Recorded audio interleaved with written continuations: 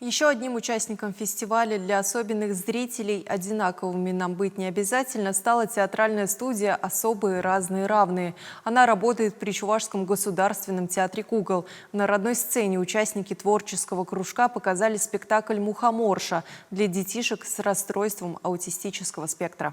Это не совсем обычное представление. На сцене непрофессиональные актеры. Над постановкой работали дети вместе со своими мамами. Спектакль длится всего 20 минут. И творческая группа выложилась на все 100. Окунуться в сказочную атмосферу помогли красочные костюмы и декорации. К слову, к куклам и активным движениям юные театралы привыкли быстро. При просмотре даже и не скажешь, что у детишек есть проблемы со здоровьем. В этом и суть фестиваля – показать безграничные возможности особенных людей. На сегодняшнем примере мы можем сказать, что каждый, кто любит развиваться, он может развиваться. Хочу выразить большую благодарность мамам, которых мы сегодня увидели, работникам театра, которые помогают детям всесторонне развиваться, и сказать спасибо за то, что мы можем для таких детей создавать вот такие прекрасные произведения.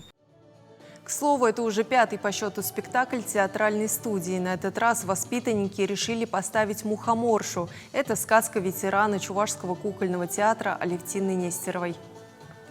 Сказка такая добрая, поучительная.